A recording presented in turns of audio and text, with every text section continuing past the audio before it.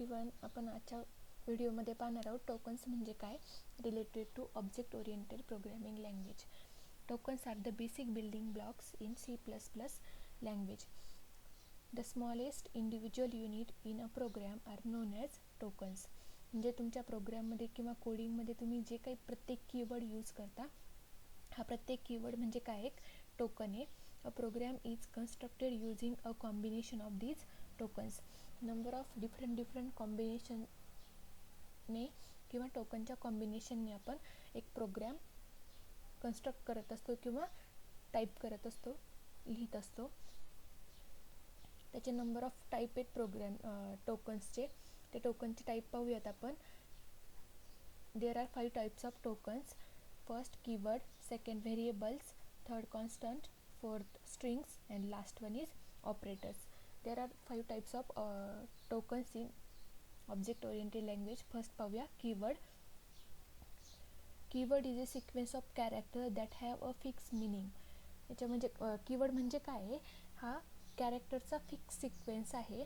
याच्यामध्ये काय केलं जातं, तुमचे जे काही प्रोग्राममध्ये बिल्ट इन जे काही कीवर्ड यूज केलेत किंवा बिल्ट इन जे काही वर्ड यूज केलेले आहेत, म्हणजे जे ऑलरेडी प्रोग्रामरने असाइन करून ठेवलेले आहेत, ते फक्त आपल्याला काय करायचे, आपल्या प्रोग्राममध्ये यूज करायचे. आणि त्या प्रत्येक वर्डला काहीतरी मिनिंग ऑलरेडी प्रोग्रामरने असाइन करून ठेवलेले, त्याला काय म्हटलं जातं, कीवर्ड.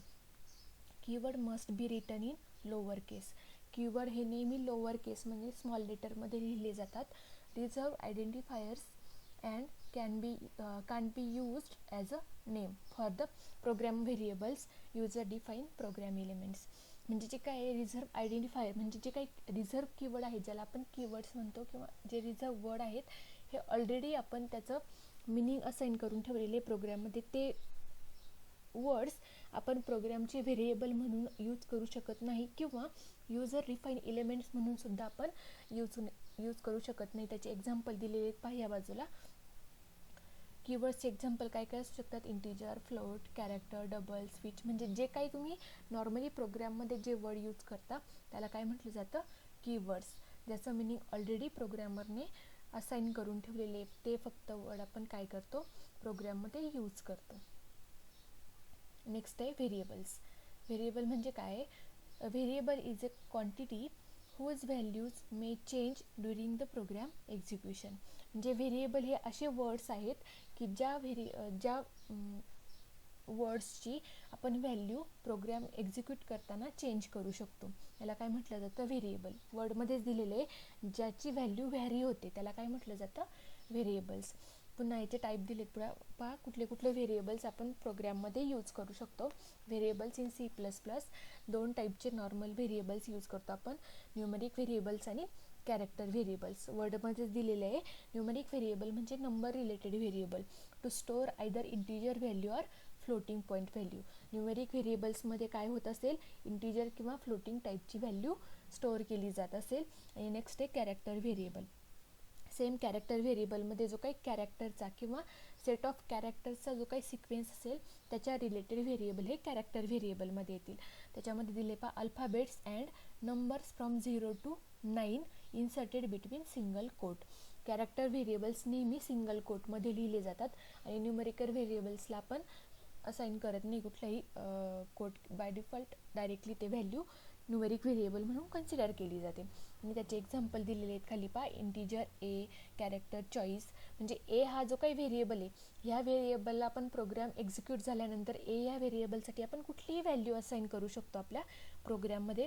म्हणून ए हा काय झालं, एक व्हेरिएबल झाला. सेकंड दिलं आहे पहा, कॅरेक्टर, कॅर चॉईस. म्हणजे इथं काय दिलं आहे, चॉईस हा एक कॅरेक्टर टाईपचा व्हेरिएबल दिला आहे. म्हणजे चॉईसमध्ये आपण जी काय व्हॅल्यू असाइन करणार आहोत ती व्हॅल्यू तुमची ॲज अ कॅरेक्टर व्हेरिएबल म्हणून कन्सिडर केली जाईल. हा आहे व्हेरिएबलचा पार्ट. नेक्स्ट आहे नेमिंग कन्व्हर्जन. नेमिंग कन्व्हर्जन म्हणजे काय, अ व्हेरिएबल नेम शुड. म्हणजे व्हेरिएबलचं नाव कसं असेल, it contains alphabet small a to z, capital A to z and digits 0 to 9. म्हणजे जो काही व्हेरिएबल असाइन करणार आहोत आपण तो व्हेरिएबल कसा असणार आहे, एकतर तो A to Z चे स्मॉल किंवा कॅपिटल लेटर्स असतील किंवा 0 to 9 हे डिजिट्स असतील. नेक्स्ट आहे not starts with a number or digit. Variable कधीही तुमचा नंबर किंवा डिजिटने स्टार्ट होत नाही. Not be a keyword. तो कीवर्डही असू शकत नाही. आता कीवर्ड आपण पाहिलं इंटीजर, फ्लोट, कॅरेक्टर, जे काही बिल्ट इन वर्ड्स आहेत जे प्रोग्रॅमरने ऑलरेडी असाइन करून ठेवलेले आहेत, हे सुद्धा आपलं व्हेरिएबल असू शकत नाही. आणि नंतर नेक्स्ट आहे केस सेन्सिटिव्ह. व्हेरिएबल्स हे नेहमी केस सेन्सिटिव्ह असतात. केस सेन्सिटिव्ह म्हणजे काय, कॅपिटल किंवा स्मॉल लेटर्स हे कन्सिडर करून जे काही तुमचे व्हेरिएबल्स आहेत ते असाइन केलेले जातात. व्हेरिएबल्स हे नेहमी स्मॉल लेटरमध्ये लिहिले जातात. जर कुठल्याही व्हेरिएबलचं नाव हे जर कॅपिटल लिहिलं तर तिथं तुम्हाला एरर येऊ शकते किंवा ते केस सेन्सिटिव्ह असतात. नेक्स्ट टाईप आहे constants. The quantities whose value do not change during the program execution are known as constants. Constant म्हणजे काय, त्याची व्हॅल्यू तुमच्या प्रोग्राम एक्झिक्युशनमध्ये कधीही चेंज होत नाही, त्याला काय म्हटलं जातं, कॉन्स्टंट. पुन्हा कॉन्स्टंटचे पण टाईप दिलेले आहेत खाली पहा. 2 टाईप आहेत कॉन्स्टंटचे normally, numeric constant and character constant. Numeric कॉन्स्टंटमध्ये पुन्हा त्याचे टाईप दिलेले आहेत, इंटीजर कॉन्स्टंट, रिअल कॉन्स्टंट. आता न्यूमेरिक कॉन्स्टंट म्हणजे काय, कॉन्स्टंट जी काही व्हॅल्यू असेल ही न्यूमेरिक किंवा नंबर फॉर्ममध्ये असेल. आणि कॅरेक्टर कॉन्स्टंट म्हणजे काय, जी काही कॉन्स्टंटची व्हॅल्यू असेल ही कॅरेक्टर किंवा सिक्वेन्स ऑफ कॅरेक्टरच्या फॉर्ममध्ये असेल. पुन्हा न्यूमेरिक कॉन्स्टंटमध्ये 2 टाईप दिलेत, इंटीजर कॉन्स्टंट आणि रिअल कॉन्स्टंट. इंटीजर कॉन्स्टंटचे एक्झाम्पल काय काय असतील, मग जे काही कॉन्स्टंट व्हॅल्यू असतील ह्या फक्त इंटीजर व्हॅल्यू असतील. मग त्याच्यामध्ये इंटीजर व्हॅल्यू निगेटिव्ह असली तरी चालेल. कुठली एक्झाम्पल दिले पा 10, 0, 20 म्हणजे ह्या काय आहेत, इंटीजर व्हॅल्यू आहेत, ह्या इंटीजर कॉन्स्टंटमध्ये येतात. आणि त्याच्यानंतर नेक्स्ट आहे रिअल कॉन्स्टंट. रिअल कॉन्स्टंटमध्ये असे डिजिट्स किंवा असे नंबर येतील जे की तुमच्या फ्लोटिंग पॉईंटमध्ये सुद्धा असू शकतात. मग तिथे एक्झाम्पल दिले पा 786 किंवा 0.0 -12.07 या सगळ्या व्हॅल्यू कुठल्या येतील तुमच्या. त्याच्यानंतर नेक्स्ट आहे कॅरेक्टर कॉन्स्टंट. कॅरेक्टर कॉन्स्टंटमध्ये 2 टाईप येतात पुन्हा, स्ट्रिंग कॅरेक्टर कॉन्स्टंट आणि सिंगल कॅरेक्टर कॉन्स्टंट. वर्डमध्ये दिले स्ट्रिंग कॅरेक्टर कॉन्स्टंट म्हणजे काय, नंबर ऑफ कॅरेक्टरचा जो काही सिक्वेन्स असेल तो स्ट्रिंगच्या फॉर्ममध्ये असेल आणि ते कॉन्स्टंट व्हॅल्यू कशा लिहिल्या जातात, नंबर ऑफ कॅरेक्टर किंवा नंबर ऑफ स्ट्रिंग ह्या डबल कोटमध्ये लिहिल्या जातात व्हॅल्यू. त्याच्यानंतर सिंगल कॅरेक्टर कॉन्स्टंटमध्ये काय येतं, एक सिंगल कॅरेक्टर हा एक डबल कोटमध्ये लिहिला जातो, त्याला सिंगल कॅरेक्टर कॉन्स्टंट असं म्हटलं जातं. हा पार्ट झाला कॉन्स्टंटसाठी. त्याच्यानंतर नेक्स्ट आहे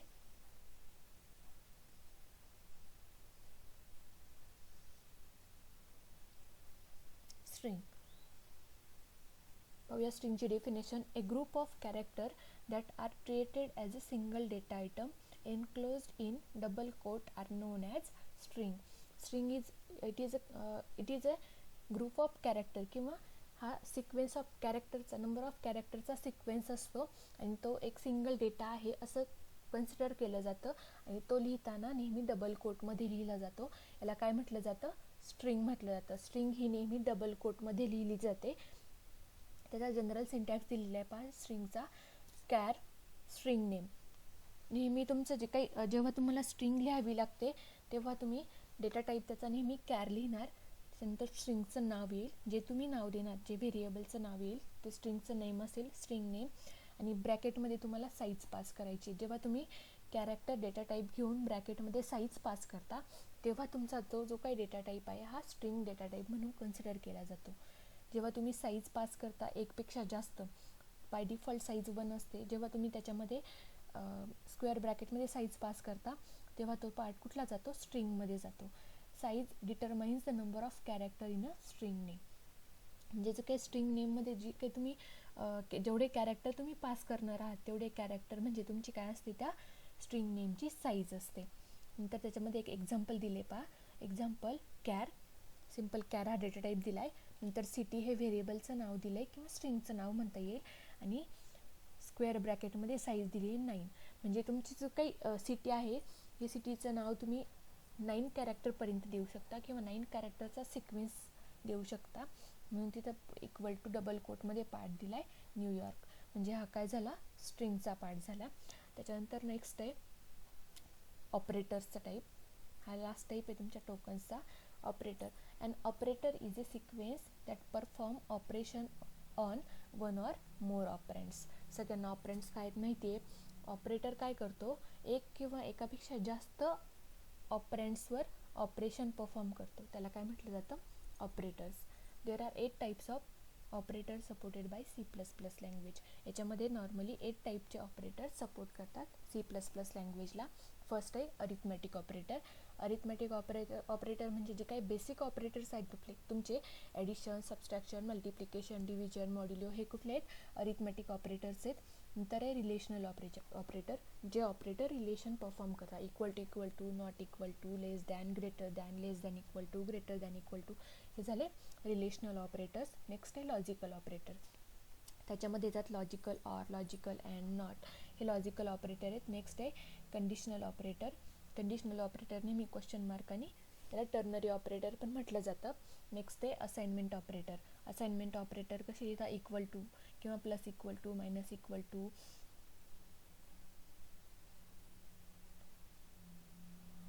त्याच्यानंतर division equal to, multiplication equal to किंवा मॉड्युलो इक्वल टू. नंतर हे increment decrement operator, plus plus आणि मायनस मायनस हे इन्क्रीमेंट डिक्रीमेंट ऑपरेटर आहेत. नेक्स्ट आहे बिटवाईज अँड, बिटवाईज ऑर, हे नंबर ऑफ ऑपरेटर आपण यूज करतो. नंतर स्पेशल ऑपरेटर्स आहेत जे साईज ऑफ किंवा जे आपण हे ऑपरेटर नेक्स्ट आपल्याला पुढं पाहायला आहेतच तेव्हा आपण डिटेलमध्ये पाहूया. त्यानंतर नेक्स्ट आहे C++ data types. C++ data types divided mainly in 3 categories as follows. सगळ्यांना डेटा टाईप म्हणजे काय आहे माहिती आहे. जो डेटा एखाद्या प्रोग्राममध्ये आपण काहीतरी डेटा पुट केला तर तो डेटा कुठल्या टाईपचा आहे हे कन्सिडर करण्यासाठी आपण डेटा टाईपचा यूज करत असतो. याच्यामध्ये नॉर्मली 3 टाईपचे डेटा टाईप्स आहेत. बेसिक डेटा टाईप, यालाच आपण बिल्ट इन डेटा टाईप पण म्हणतो. नंतर आहे युजर डिफाईन डेटा टाईप आणि last one is derive data type. हे 3 डेटा टाईपचे डेटा टाईप आपण C++ लँग्वेजमध्ये यूज करतो. त्याच्यानंतर first data type in C++. पहिलं याच्यात आहे युजर डिफाईन डेटा टाईप. आता युजर डिफाईन डेटा टाईप म्हणजे काय, युजरनी डिफाईन केलेला डेटा टाईप जो तुमचा प्रोग्राम किंवा प्रोग्रामर यूज करत असाईन करत नाही किंवा ऑलरेडी बनवून ठेवलेला नाही आहे, तो युजर डिफाईन करतो. म्हणजे ज्याला प्रोग्राम करायचा आहे तो युजर ते काही डेटा टाईप आहे ते डिफाईन करत असतो आणि त्याच्यामध्ये वर्किंग परफॉर्म करत असतो. ते आहेत युजर डिफाईन डेटा टाईप. त्याच्यामध्ये आहे स्ट्रक्चर, युनियन, इनम किंवा क्लास, हे आहेत युजर डिफाईन डेटा टाईप. त्याच्यानंतर जे काही बेसिक डेटा टाईप्स आहेत ते त्यालाच काय म्हणतो आपण बिल्ट इन डेटा टाईप. हे डेटा टाईप कुठले कुठले आहेत, इंटिजर असेल, कॅर असेल, float, double, Boolean, void character, हे जे काय आहेत हे बिल्ट इन किंवा बेसिक डेटा टाईप्स आहेत. त्याच्यानंतर नेक्स्ट आहे डिराईव्ह डेटा टाईप. डिराईव्हमध्ये काय येईल, ॲरे, फंक्शन पॉईंटर. आता डिराईव्ह डेटा टाईप म्हणजे कुठले आहेत, बेसिक डेटा टाईपपासून आपण डिराईव्ह केलेले जे काही डेटा टाईप आहेत, प्रोग्रामरने डिराईव्ह करून ठेवलेले जे डेटा टाईप आहेत त्याला डिराईव्ह डेटा टाईप म्हटलं जातं. हे 3 टाईपचे डेटा टाईप C++ लँग्वेजमध्ये यूज केले जातात. आणि हे बेसिक डेटा टाईपचे काही साईज दिलेले आहेत किंवा त्याची रेंज दिलेली आहे कुठून कुठपर्यंत. आता कॅरेक्टरची 1 बाईट साईज असते किंवा अनसाईन कॅरेक्टरची पुन्हा 1 बाईट, साईन कॅरेक्टरची 1 बाईट, इंटिजरची 2 बाईट, अनसाईन इंटिजरची 2 बाईट. तुम्हाला इम्पॉर्टंट फक्त बाईटमध्ये साईज काय आहे ते, रेंज एवढी इम्पॉर्टंट नाही आहे, फक्त जस्ट पाहून ठेवा. त्याच्यानंतर युजर डिफाईन डेटा टाईप, हे आपल्याला प्रोग्राममध्ये यूज करायचे आहे त्याच्यामुळे हे लक्षात ठेवा. There are following user define data types, structure, union, enum किंवा क्लास. हे युजरने डिफाईन केलेले डेटा टाईप्स आहेत आणि हे आपल्याला प्रोग्राममध्ये पुढे यूज करायचे आहेत. थँक्यू.